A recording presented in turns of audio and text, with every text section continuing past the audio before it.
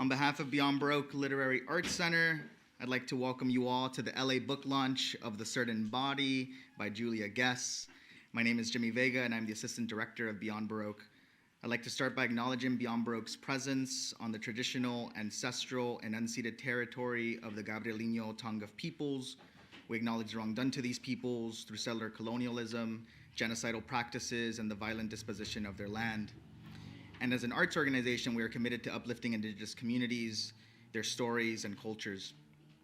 For those who don't know, Beyond Baroque is Los Angeles' oldest literary arts center, located here in Venice, California. Founded in 1968, first as an experimental literary magazine, before reimagining itself and becoming the literary institution we know it as today. We are based out of the original Venice City Hall and support writers to help cultivate new writing through our extensive program of writing workshops, readings, and performances. We are currently offering a number of workshops online via Zoom, such as our free weekly Monday night fiction workshop facilitated by Raquel Baker, and our historic Wednesday night poetry workshop currently facilitated by Tom Lachis. We also have a new line of paid workshops titled Experience. Our next Experience workshop will be held in person on Saturday, March 4th, titled Get in Your Feelings with Janice Rochelle Littlejohn. Aside from our workshops, we offer several readings throughout the year. Next week on Friday, we'll host Obscenely Poetic, a fusion of poetry and jazz featuring poets A.K. Tony and Tori Goswaldo, among others. And on Saturday, we'll host a table reading of What is Power from the School of Public Life by the late Fred Dewey as part of the Fred Rogers Dewey Legacy Project. So please come back and check all of that out. For more information, visit our website at beyondbaroque.org. And tonight, we are similarly excited to open our Mike Kelly Gallery with our latest exhibition titled Los Angeles, Here and Then, focusing on the unique, venerable, boundary-busting history and art of Los Angeles over the past 90 years, curated by Yuri Cole, director of the Venice Institute of Contemporary Art. We are also very fortunate and elated to host Tony Koch's So to Speak, curated by J. Ezra Niasen and Del Vaz Projects, and presented by Freeze Projects in conjunction with Freeze LA. The Tony Koch's video installations, you might have seen one outside, one in the bookstore. We do typically have, as well as our free weekly writing work, our intensive workshops as well. Big special thanks to our staff making all of this possible tonight, our executive director, Quentin Ring, our programs coordinator, Ivan Salinas, who's in the booth, our programs and publishing intern, Genesis, who's been helping you all purchase books, hopefully to purchase some memberships as well. And a huge thanks to all of our authors here tonight. This is a special night, and we're super excited to celebrate Julia tonight. So I'll introduce the first reader, and then I'll come back and read everyone else's bios as we continue with the night. But first up, we have James Fujinami Moore's debut collection. This is their bio. His debut collection is Indecent Hours, published by Four Way Books, winner of the GLCA New Writers Award in Poetry. His work has appeared in Borrow Street's 4x2, the Brooklyn Rail, Guest House, The Margins, the Pacifica Literary Review, and Prelude. He has received support from Poets House, Breadloaf, and The Frost Place, and received his MFA from Hunter College in 2016. He lives in Los Angeles. Please welcome James Fujinami. Always, God, of ma'am, I've got some news about your son. God, he looks good, doesn't he? So beautiful, I could cheer.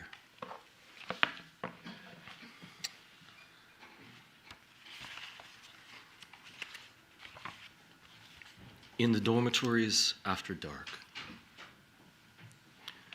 Understand, they carried the boy naked, hog-tied to a pole down the hallway, and I stood by. It was punishment. He'd been late too many times, and the older boys stripped him down for amusement. He smiled, at first, too.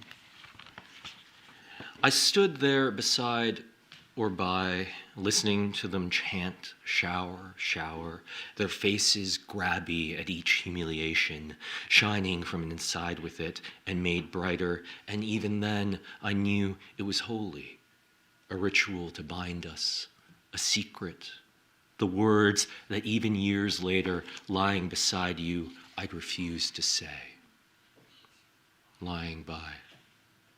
Even now, after your touch has faded, I still remember this. The great white mass of him hung from the pole and swinging. How, after a while, he stopped smiling. How heavy it was when it was my turn to carry it.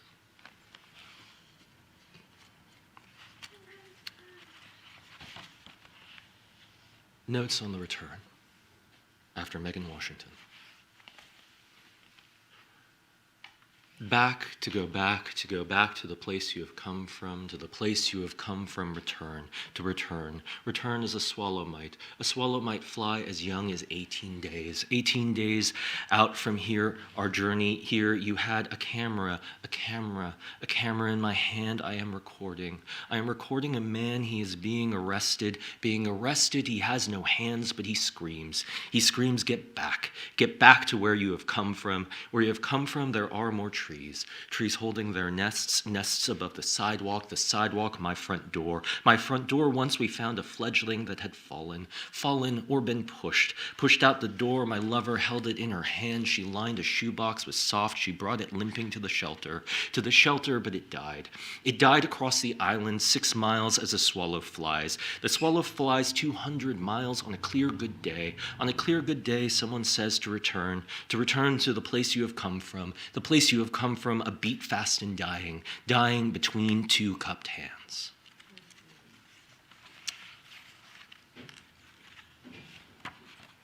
I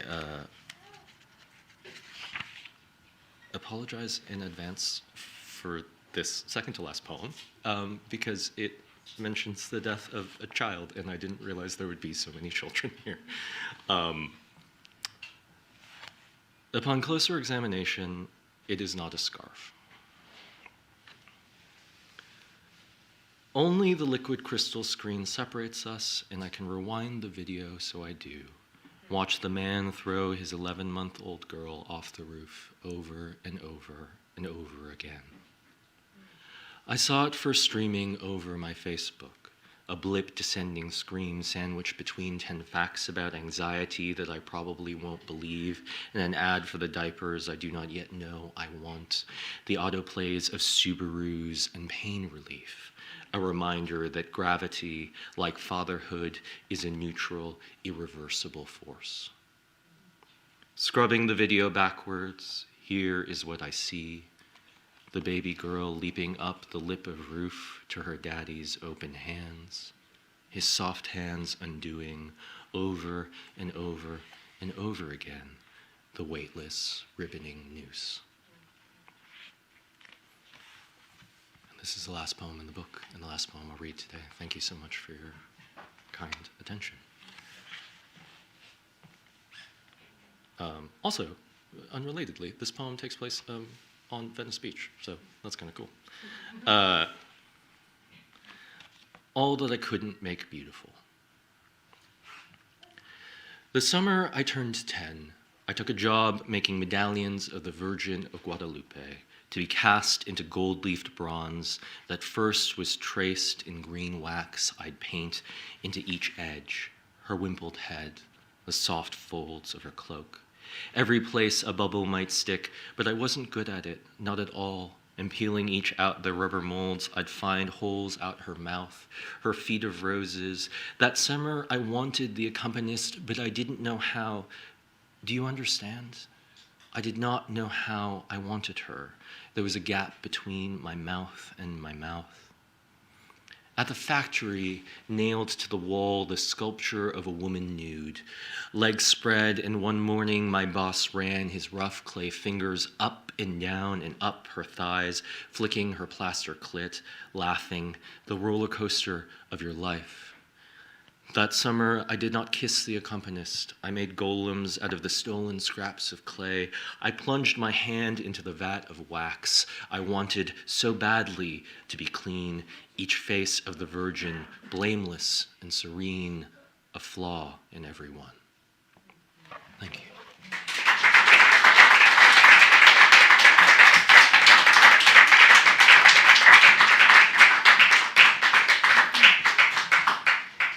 Thanks, James. That was great.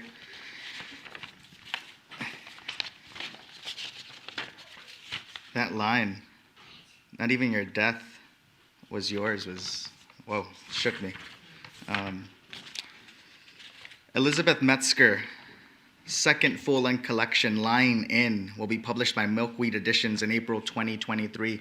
We do have some copies here tonight, so we kind of, I was telling Elizabeth we have like first dibs, so please pick up one of those copies tonight because they are available in the bookstore. She is the author of The Spirit Papers, winner of the Juniper Prize for Poetry, as well as the chapbooks The Nutshell Studios of Unexplained Death and Bed, winner of the Sunken Garden Chapbook Poetry Prize. Her poems have appeared in The New Yorker, The Paris Review, Poetry Magazine, The Nation, APR, and Poem a Day. She writes, teaches, and edits in Los Angeles, where she is a poetry editor at Los Angeles Review of Books. Please welcome Elizabeth Metzger.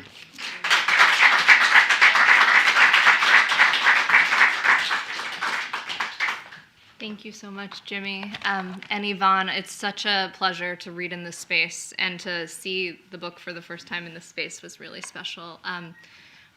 James, that was gorgeous, and I can't wait to hear Morgan and Diana and Julia. Congratulations. This is such an honor to celebrate your book tonight.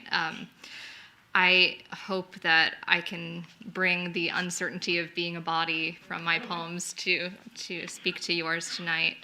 I'm going to read from Lying In, though I wasn't prepared to see it in the flesh, so I'm going to read from the papers I printed out. This book was born from a high-risk pregnancy, and just the sort of grief and love and terror and intensity that did in coloring my entire experience of sort of becoming a parent. So the first poem I'm going to read is the first poem I wrote after giving birth.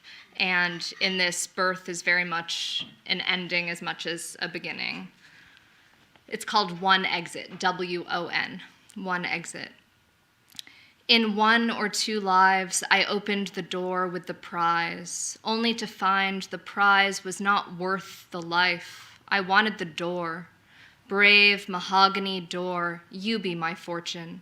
Teach me to understand the cry in your grain, the suffering circles by which your tree wisdom is known. I was superior with handles, gentle with thresholds, then this. Choices at morning hours I usually skip, but there is a little cash flow of beauty where there is almost no more water, and there is not room and light enough to stand behind the second and listen anymore. I am going through the language of me now. I am flipping open the dictionary of myself with my tongue to find your first word. In the torture of a foyer doorless for entering, I am entering none. This next poem sort of was an opportunity to revisit my own childhood in this weird process of becoming or having a child, or wondering if I was going to have a child. And I think the way in which I revisited it in this poem is trying to figure out how I came to want to experience every experience with intensity, which I think maybe unites some of us today who identify as poets, or even just are drawn to poetry for that intensity. So this was sort of going back to the source of that. It's called Exaggerated Honey. Once there was nobody left to love, a family had me. My mother made a steeple with her hands that folded open to reveal no people. Show me again, I said. Tell me again not to talk to strangers. Hospital lights across the street taught me to stay awake in my own company. Later, I asked strangers to take my hand across. I used to think I hated where I came from and would leave, that children elsewhere found safety in freedom. But there is no fire anywhere I am capable of rubbing. I am not mother enough to bear creating my own heat, not human enough to come close to what's untouchable. Call me complaint, call me honey, you exaggerate. When my family laughs in the hallway, I laugh with my hair thrown back to the ground like I understand them, just to be answered. I take it as seriously as the dead or a bridge to nowhere. But what loss on earth would I honestly like to stay for? And life is no better, thank God. It also keeps us. This next poem is an homage to a creature that I'm terrified of and disgusted by, and maybe you share this fear, the roach. I first encountered them as a New Yorker, but I know they're here as well. And did you? Okay. This is perfect. Yes, welcome all of those roaches. This roach was encountered, or the one that provoked this poem, was encountered when I first had a newborn, so I'm glad that there's a little one here too. I feel like there's all this culture of, like, obviously fragility, but also sterilization around babies and what we're supposed to do with them. So to see my first roach going back to New York with a baby invited a lot of imagination. Roach. The quickness of living, the quickness of wanting to kill something. Forget dreams, they attack me, and I welcome their landings, as I'd welcome a gas mask filled with all our unsayable thoughts. Kiss me again without being asked, or asking if I still love. How to possess an exoskeleton, earth kitchen, shiny brown God's house, guts hollowed. I don't know what marriage means at 2 a.m. with 6 or 7 roaches vying for my mouth and other openings. If someone handed me a microscope, I might wake up. A microphone, I might stop and listen. If you're not breathing on your own by the middle of this lifetime, it isn't worth the privilege of lifting your feet. I made you. I make to lay myself out like a glue trap, safe. The exterminator says they are checking out the new smell of our baby in the holy sliver where our bodies don't touch. I don't think he would hurt them now that he understands them. I don't think you would hurt me, though I've killed you many times either. And then this next poem, second to last poem, is sort of in the post-Valentine spirit, I guess. It's a love poem of coming back to love with a partner after you share this new love for a child, which is obviously before language and beyond language. And so just recognizing the limits of love in language. On a clear night, I have broken our heart again. I have made the animal noise, the animal. You know I make up what I don't know. I used to think that was resilience. If I could speak with an earlier you, I would say, have I told you what will happen to us? And you would laugh, trusting I knew. All I would have to do is read, really read in front of you. Do you see my relationship to my face? I wish to pull myself out of it. Of course I can't, but I love wishing. No matter how much I tell you, there is as much I cannot tell you. And the last poem I'll read is a new poem. It's called For My Parents, and I think parents are our first, can be, and in many complicated ways, can be a first sort of comfort, the love between them is sort of a first model or first comfort, and it's also incredibly uncomfortable and unsettling to imagine that love. So I think after writing so much about pregnancy and becoming a parent, I couldn't help but revisit the idea of being conceived. So I hope that in this poem you will feel that comfort and extreme discomfort at the same time. For my parents, make the house leaves, make the windows impenetrable. I will climb from underground with my dry bark heart still pulsing for you, the old rhythm of dead humans once painted, just as freshly not breathing as my first day outside paradise. If I could thank you still, it would be for your obliviousness. I got to keep the child you wanted. What are needs when there are orange leaves exploding from the roof? Here, from the top of the earth, no fire would be built to make me forgiving. We would never have to stand upright again. 4 knees, 4 hands, bellies hanging with branches, make the love that never had room for me. Then stay alive, the remote between you, blinking. Thank you so much.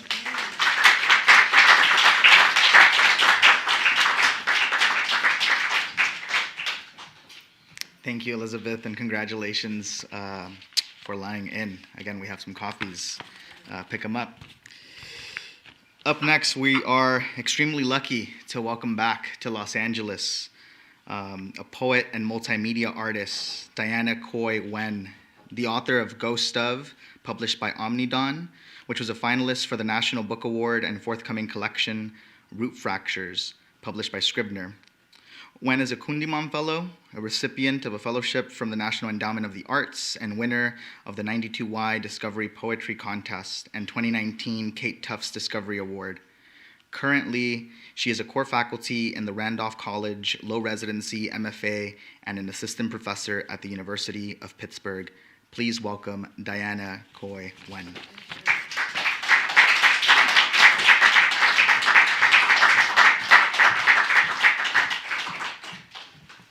Thanks, Jimmy.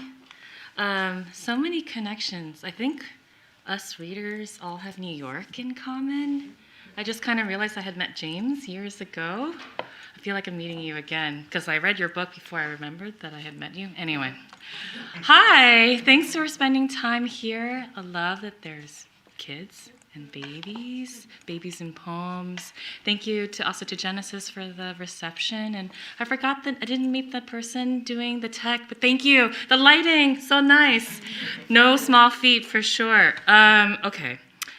I don't know what I was going to say, but just so happy to celebrate you, Julia. You know, it's been years, and wow, what a wild time. Like, just life, grad school, pursuit of poetry.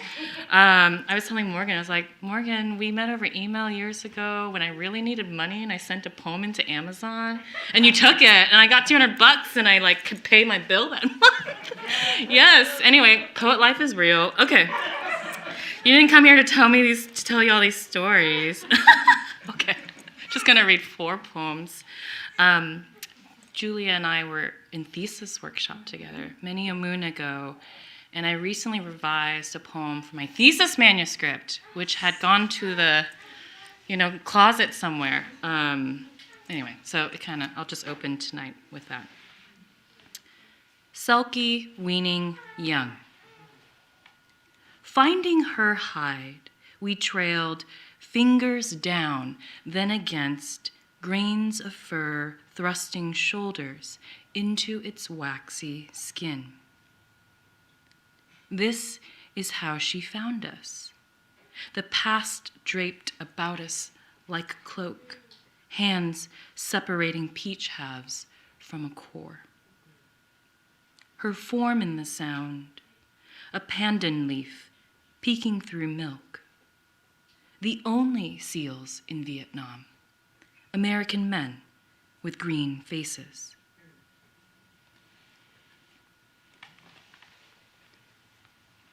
I had been for a while working on this long sequence called Doi Moi, which is a kind of term that you can look up on Wikipedia that refers to a period of economic reform in Vietnam, kind of unofficially in the late 70s and more officially in the early 80s. And I have this weird relationship with Vietnamese where I think a year ago I was that old lady in an undergrad class taking Vietnamese with undergrads who are pre-pharmacy, and I was like, oh, your parents must be so proud. And they were just sneering at me. And, yeah, but the parents must be so proud. Anyway, so which is to say it was my first tongue, my first language. Parents forbade it before kindergarten. And here I find myself, approaching 40, trying to reacquire this language, which is to say, in those years in between, you have this brackish water relationship to that language, wherein your definition of words are different from a dictionary or Wikipedia. And so I've been thinking a lot about how history and memory is similar to that kind of brackish water too. I don't know what I'm saying, but that made sense to me. Okay, so these are kind of prose poems, just gonna read a few bricks as I call them, and then excited to listen to Morgan and then Julia, and then just to celebrate. So thank you for being here tonight. At first, no one in the family notices anything because time in a house acts very much like a frozen stream in spring, Everything melts, albeit not uniformly, and so there are bits cut off from the body that once was whole, and trapped in the rocks and root work, some ice melts later than others. It is only a matter of time before re-entry, but when I left home, I did not think I would come back. In departure and return, we recognize the difference in each other, detect what absence has now made foreign. 37 years after fleeing Vietnam, my mother shields her body with my father's as I trail behind them on a street in Ho Chi Minh City. Here, Ji said ap, she whispers, where now motorbikes move as if in murmuration, spilling around us as we cross. In the wounded daughter, a recognition of the wounded mother, a way of understanding where we are, even if divided. A storm can disperse seeds due to high altitudes, as war displaces parts to a whole. Between parent and child, coiled strands that sequence and distinguish their beings.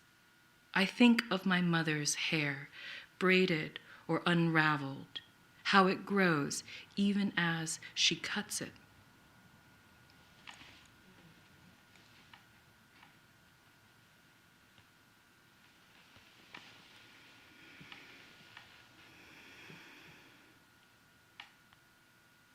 And so, generations in a family pass and are like one regenerating organism.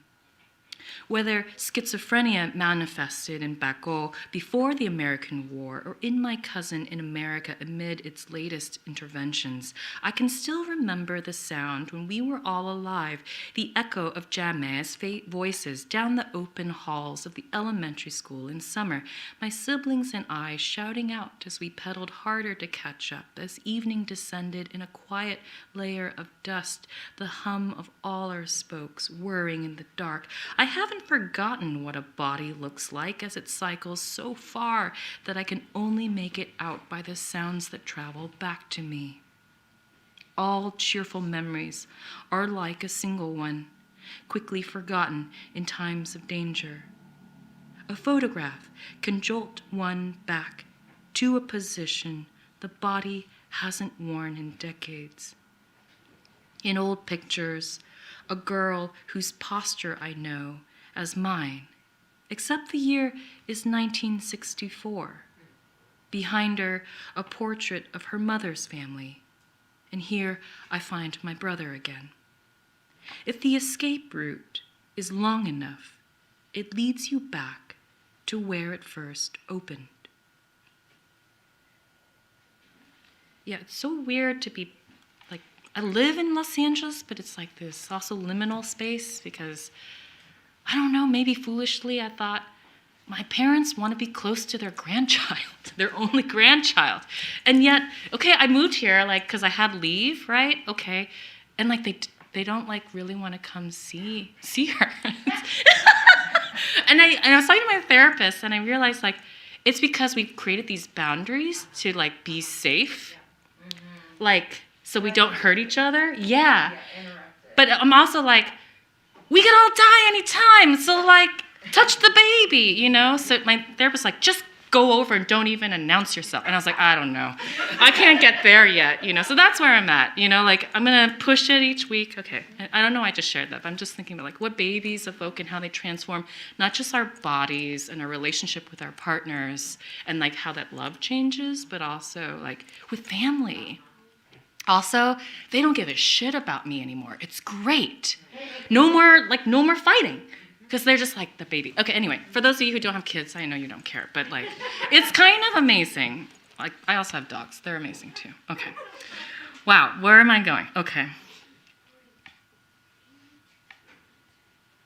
The longer they remained hiding by the coast, the sooner no one would know where they were any longer, or if they were. Underground, where everything is concealed. But why? And her 5 daughters learned to discern each other's rustlings. An unseen hand lifting black chopsticks, rice against a lip, Grain by grain, the grain of one sister's whisper disappearing into another. They name each object and each other. Mẹ, cơm, đũa, nước. But in such darkness, words can stand for so much more. A tether that threads them through to daylight, hands clasped between each body like beads nestled between tight knots. Isn't this how storytelling works, where one dream stops before another starts? Each day takes us further away from who we once were to who we soon will be. Into my dry eye, I drop an artificial tear as across a global crisis, Bonwai does the same, though her eyes have now clouded like a foggy mirror. She looks away from me as she speaks, and I watch her reflection on the sliding door. Does not our memory furnish the journey of our unfinished existence? Thank you.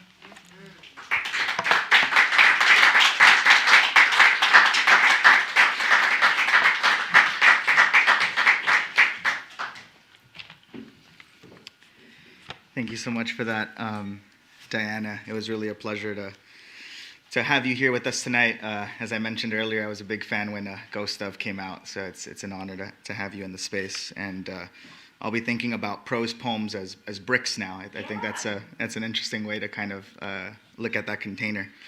Up next, we have Morgan Parker, the author of Who Put This Song On, a young adult novel, and the poetry collections Other People's Comfort Keeps Me Up at Night. There Are More Beautiful Things Than Beyonce and Magical Negro, which won the 2019 National Book Critics Circle Award.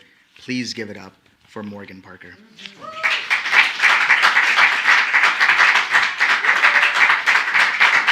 Thanks, Jimmy. Thank you all for being here. Oh, the claps are comforting me. Thank you. It's so great to be back at Beyond Baroque. It's been a really long time, and it's just always so homey. So I really appreciate that. Thanks to you. Thanks to Quentin. And thank you so much to Julia for inviting me tonight. This is really excellent. These readings have been really stellar, so I'm just like still in them. So sorry. Thank you all. It's really spectacular to read with you guys. I'm gonna read from. So my first book is also my most recent release because it's a reissue, which is like something that someone who's 35 shouldn't have, but whatever. So it's been very weird reading from it. Some of these poems I wrote legitimately in college when I was like 20. So it's a little bit weird now reading them as if they represent me, but that's how it goes when you print something. So I'm going to read some poems from this one, and then I'd like to read, I think, the last poem from Magical Negro is my most recent release. Rest stop, Fresno County line, January. The rain is sudden and hard. I am writing this after sunset. I am resolving to stick to my own kind. I wish you unkeepable resolutions. I wish you difficulties in bed with older women. Tomorrow I must check on the shoreline, make sure blueness has not moved. I lost balances and ceremonies in the cold. They were swept up with leaves from the pavement. I am writing this with half letters. You are the letters of my name inversed. I ask the long French braid of stability to lead me to lemonade stands in winter. You are in my way.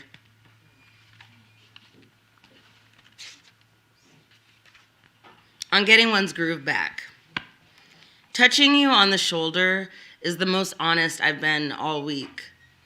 Desire, round and troubling, fits softly under skin. I write 1.5 on a chalkboard, meaning, for example, a man I love is in the room, but he is not touching me. If I moan louder, will it encourage you? Do you understand how the ocean contains like a box? Last night, M planned to stop drinking for a while because he is getting fat and also because of the pills. He sees symbolism in his ex-boyfriend, carries genes of the divine. Even Dawn wants to move on. It's because of 9/11 that he's so goddamn political. He cries on my left sleeve about his uncle, the altered emotional psyche of our generation. Says it isn't just the beer. This morning, I feel my head getting screwed back on, blood more solid. I need to be touched while the dogs twitch and snore, wishing for something drastic, sweet, and full of color. No one hears when I am spoken. So this is the last poem and the titicular poem. Other people's comfort keeps me up at night. Today, darling, I am rising from the lavender bathtub of self-loathing. I don't take drugs to shut up. I take off my pants when I get home, and I stay there. Red cup full of cigarettes from heaven, ghosts of all my friends between my toes. I imagine them pouring vodka all over each other, wearing glitter. The vision is closing in like a tight dress. Meanwhile, the moon fills gray-green. The shops in the village are leaking bodies. Spilt oil rolls over cash like hands. Some glorious bullshit. What bothers me is the weight of clouds under your fire escape. Your hand, strange lines I feel and can't. One shared breath of all the bulldogs in the park, how I don't notice an inch below something wriggling in dark warmth as if love or hunger never counted and I was never meant to last. The nervous breakdown doesn't end.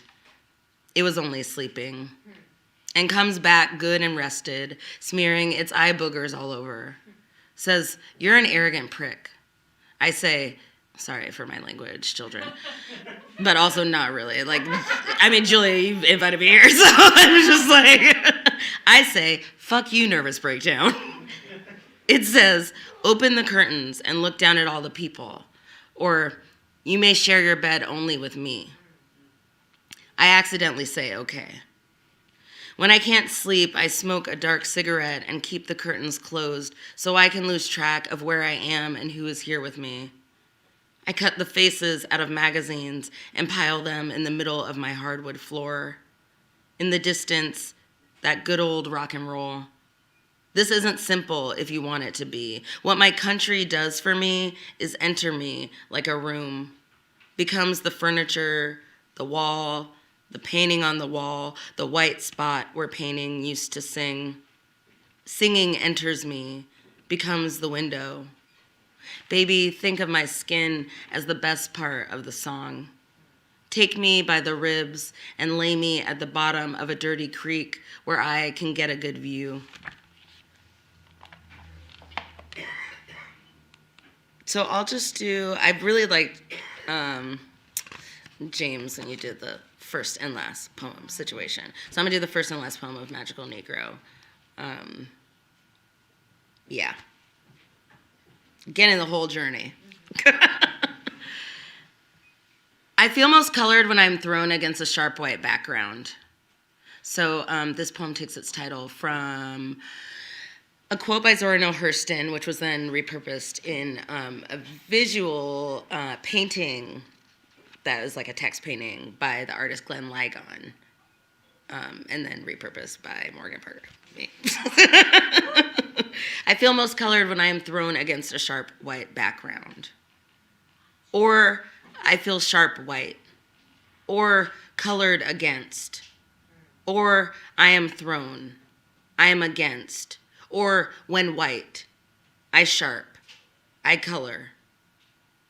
Quiet. Forget. My country is a boat. I feel most colored when I swear to God. I feel most colored when it is too late, when I am captive.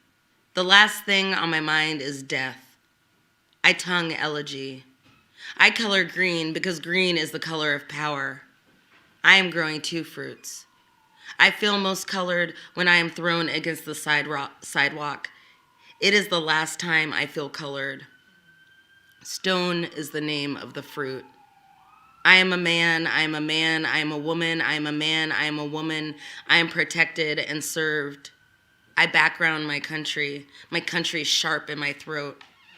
I pay taxes sometimes, and I am a child, and I grow into a bright, fleshy fruit. White bites. I stain the uniform. I am thrown black typeface in a headline with no name, or no one hears me. I am thrown bone, unarmed. I feel most colored when my weapon is I, when I get what I deserve, when I can't breathe, when on television I shuffle and widen my eyes. I feel most colored when I am thrown against a mattress, my tits, my waist, my ankles buried in. White ash. Everyone claps. I feel most colored when I am the punchline, when I am the trigger. In the dawn, putrid yellow, I know what I am being told. My country pisses on my grave. My country bigger than God. Elegy my country. I feel most colored when I am collecting dust, when I am impatient and sick. They use us to distract us. My ears leak violet petals. I sharpen them. I sharpen them again. Everyone claps. This last one takes its title from Gertrude Stein, of all people. It's a quote from 3 Lives. It was summer now, and the colored people came out into the sunshine. They descend from the boat. Sorry, also, thank you guys so much. Thank you, Julia. You're the best. I can't wait to hear you read, so I'm just going to zoom through this one. And thanks to all the other readers. It was honestly really an honor and a treat to hear you. It was summer now, and the colored people came out into the sunshine. They descend from the boat 2 by 2. The gap in Angela Davis's teeth speaks to the gap in James Baldwin's teeth. The gap in James Baldwin's teeth speaks to the gap in Malcolm X's teeth. The gap in Malcolm X's teeth speaks to the gap in Malcolm X's teeth. The gap in Condoleezza Rice's teeth doesn't speak. Martin Luther King Jr. Boulevard kisses the Band-Aid on Nellie's cheek. Frederick Douglass's side part kisses Nikki Giovanni's Thug Life tattoo. The choir is led by Whoopi Goldberg's eyebrows. The choir is led by Will Smith's flat top. The choir loses its way. The choir never returns home. The choir sings funeral instead of wedding, sings funeral instead of allegedly, sings funeral instead of help, sings black instead of grace, sings black as knucklebone, mercy, Junebug, sea air. It is time for war. Thanks, y'all. Yay, Julia.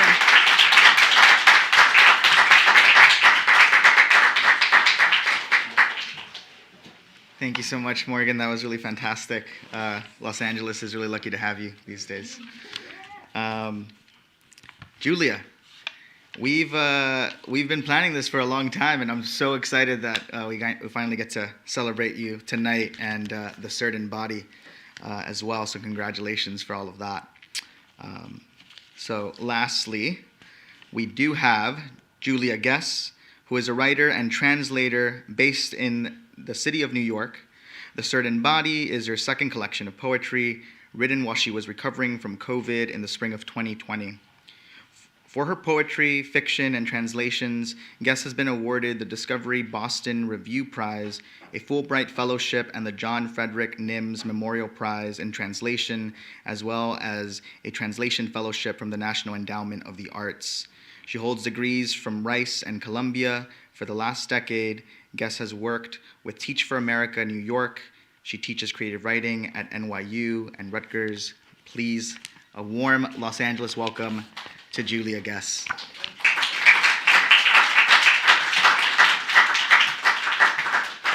Thank you so much, Jimmy. Thank you, Quentin and Yvonne, for making all this happen. Thank you all for being here to listen to some of my favorite writers who are some of my favorite readers of poetry as well. It's been so good to be in Los Angeles, and particularly sweet to be at Beyond Baroque for the first time, but not the last. I'm going to read from this new book, and I feel like I have to read the first and last poem. I'll begin at the beginning, which is with Meditation at Calicoon. Everybody hear me, feel me okay in the back? Yeah, doing good? My children have my iPhone so that they can be playing Subway Surfer. So I hope somebody is getting pictures of all of this gorgeousness as it happens. I can't be the one. I started reaching around, when James came up, and I thought, oh my God, somebody else better have gotten those shoes. If not, I'm coming for them when I get my phone back. Meditation at Calicoon. More and more night pretends it isn't spring. What to make of the daffodils, then hyacinth here and there, wind and rain, so many birds. Of course, they won't stay long. None of this will. Not the night, the cold, the city full of swallows, not the rivers and bridges, not the sea, no God born of the sea foam, not even mothers and sons. This would be unbearable without.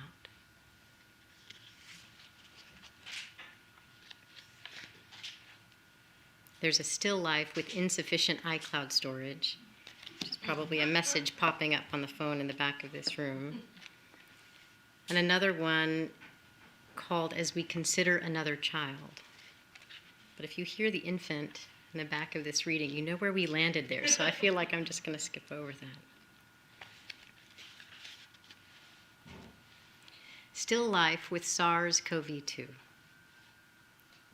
And then what? And then what? What then?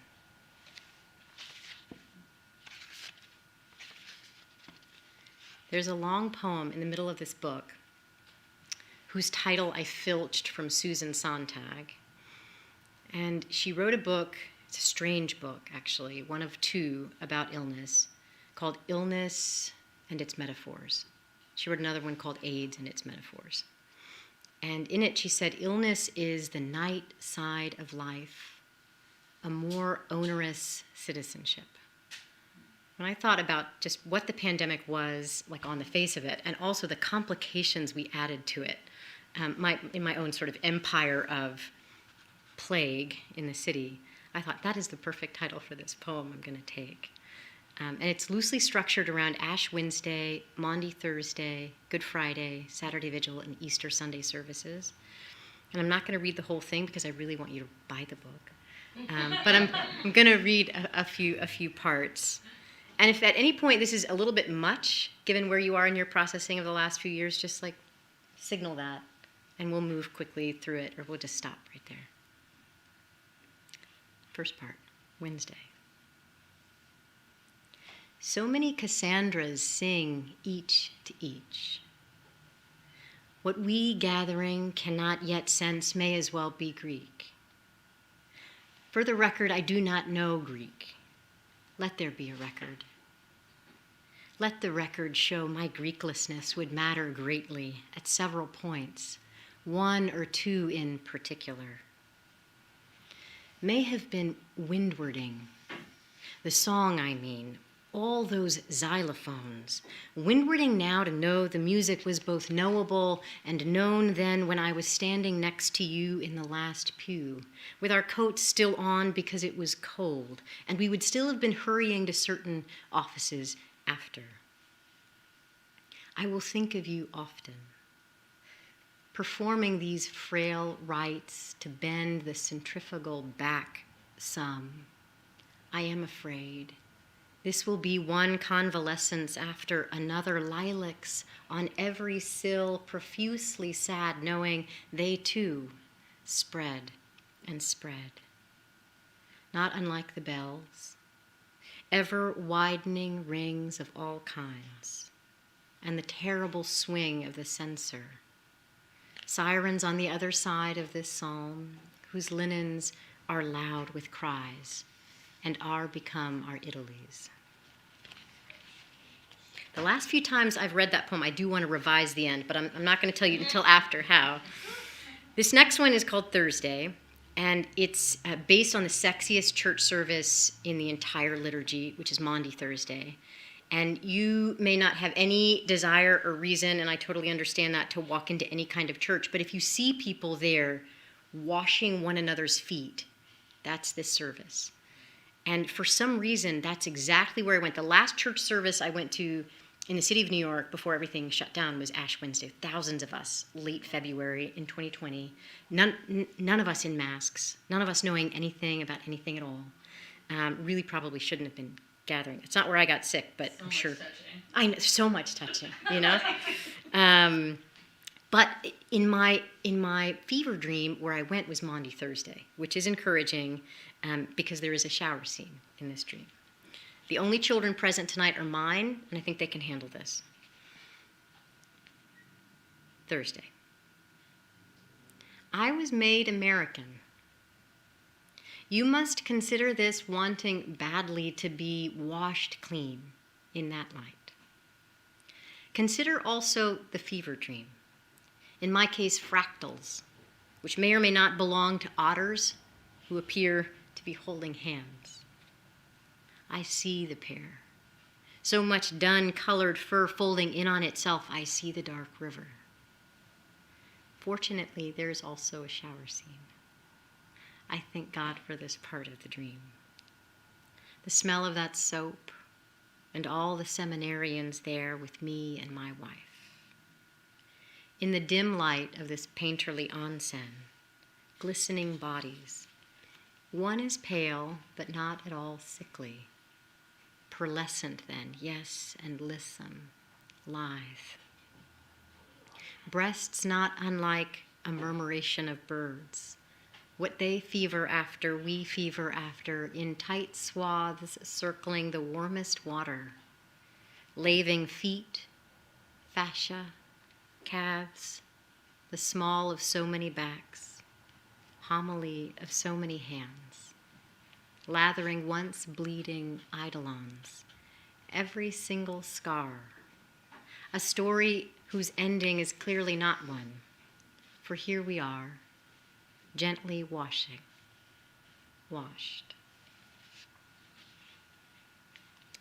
I'll read this third part, and that'll be the last of this long poem, from the Good Friday service, or sort of spinning around that. There's Claudia Rankine in this one, and Dylan Thomas, and a handful of other poets whose work I was reading when I was recovering, and whose work I would note.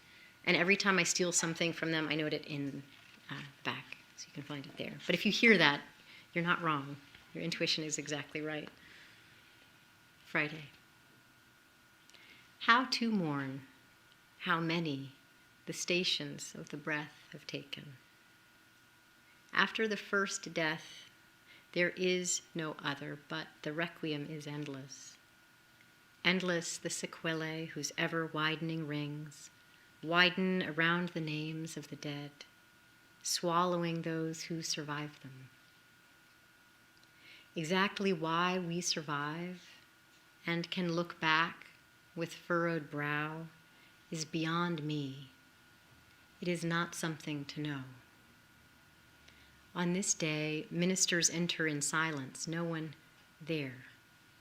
The force of that, and also the very fact that they go on with this ritual calling for some relief from beyond the desolating sound of songbirds, going on and on in the cemetery, the same way they do here. Okay, I'm going to move from the space of elegy to the space of odes. I have to go deep in the book to do that, but there are tendernesses throughout. There are these mercies, thank goodness. Getting really sick with COVID and taking my sweet ass time getting over it It was very humbling. But there were many gifts along the way. And one of them is that I know how to celebrate like I never knew before, especially when I get to birthdays or half birthdays or Wednesday. I was even glad to be on a red eye coming from New York to Los Angeles. So, these are gifts. I hit my 40th birthday, and we were in Costa Rica traveling, and got some quiet, got a moment to unwind. My sweet wife, who's here and was holding everything together for many months. There's my son Landon waving. Hayes is in the back, but he's in a trance because he's on the phone. We got to this birthday, and we were just very present to the fact this massive tree in the yard was dropping these flowers that seemed to fall in a kind of slow motion. And, I knew better than to just stop everything. I knew better than to not stop everything, to take some notes down. And these are those notes. So this is called 40. I'll end here with lots of gratitude for you being here tonight. Thank you for that. And yeah, let's raise a glass together outside. Take a picture of James's shoes. A special thanks to James and to Elizabeth and to Diana and Morgan. It's such a treat to know your work and then to hear you bring it so generously with you everywhere you go. It's literally sacred. One ear was just all on you, and one ear was like, I have to talk to my kids and tell them this is like a prayer. They have to be quiet during this kind of presentation. Absolutely gorgeous. I'm really grateful to you for being here. 40. All the purple flowers, the way they fall, white and purple falling. See how they turn their skirts, turning their white and purple skirts, so that at least they fall slowly, make no sound, beginning soon to yellow, then brown. Thank you.